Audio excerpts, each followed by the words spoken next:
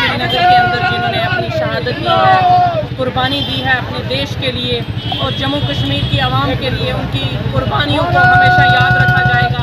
और जो पाकिस्तान नापाक हरकतों से जम्मू कश्मीर को हिलाने की कोशिश कर रहा है, उसका मुंह तोड़ जवाब जो है वो पाकिस्तान को दिया जाएगा। और इन वीर जवानों को हम सलाम पेश करते हैं जिन्होंने हमारे लोगों के लिए अपनी जान का बलिदान दिया है, और इस बलिदान को हमेशा याद रखा जाएगा। जय हिंद, जय भारत। के अंदर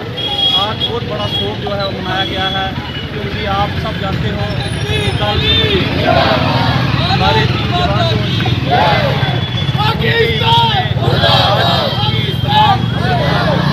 उसमें हिंदू है, सरदार है, मुस्लिम है, ईसाई है, क्रिश्चियन है, सब लोगों में बहुत बड़ा रोष है। और इसी के साथ उनके अंदर आज आप देख लो कि नन्हे नन्हे बच्चे और सभी लोगों ने कैंडल मार्च निकाला, और जो कल के जो शहीद हुए हैं उनको अपने श्रद्धा के फूल जो हैं वो भेंट दिए हैं। हम इसके ऊपर अपने जो देश के प्रधानमंत्री हैं नरेंद्र मोदी से कहना चाहेंगे कि इसका जवाब जो है पक्ष भी देना चाहिए। जो हमारे जवानों की जो शहादत है वो जो है वेस्ट नहीं जाएगी, उनका पूरा जवाब जो है वो दिया जाएगा। जैसे कि आपने देखा कि पुलिस के तमाम जब कोकरनाग में कल एक हादसा टेररिस्ट अटैक हुआ हमारे, जिसमें 3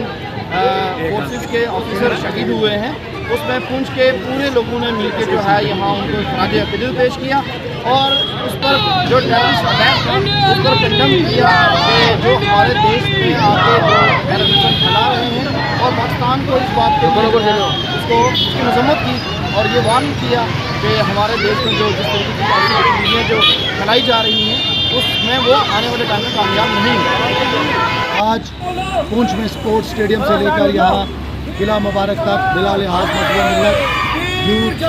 नौजवानों ने और बुजुर्गों ने यहाँ पर एकता का सबूत देते हुए उन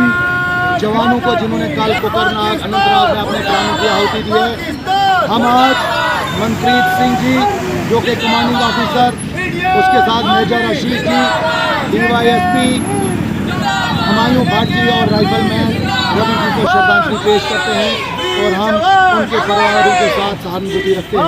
हम आज के दिन ये प्रयत्न करते हैं कि जब भी हमारे इस मुल्क के लिए दुश्मन आँख उठाएंगे तो हम इसका जवाब पत्थर से देंगे। आइए हम आज के दिन प्रयत्न करें, जब भी हमारे इस देश पर कभी बुरा वक्त आए, जब भी हमारे इस देश की एकता अखंडता पर कभी आँच आए, तो हम तैयार रहेंगे और अपने खूनों और अपने प्राणों का बलिदान देंगे। हम पिछले 35 साल से ये देखते आ रहे हैं, जब से डेमोक्रेसी शुरू हुई है, जम्मू कश्मीर में जब कोई इंटरनेशनल इवेंट होता है, कोई पॉजिटिव डेवलपमेंट होती है, कोई बड़ा फंक्शन यहाँ पर होता है, तो उसके बाद ये रहता है कि सरहद पार से कोई ना कोई दहशतगर्दी की कार्रवाई जो है अंजाम दी जाती है। अब G20 में यहाँ पर बहुत ज़्यादा सख्ती से कुछ नहीं करने दिया। अब देखिए कि इंडिया के अंदर G20 हमारा ख़त्म हुआ है, ये बात हमारे पड़ोसी को हजम नहीं हो रही है और हमें ये तवक्को थी कि कुछ न कुछ वो ज़रूर करेगा। और देख लीजिए फिर इस बार क्या चाल चली है,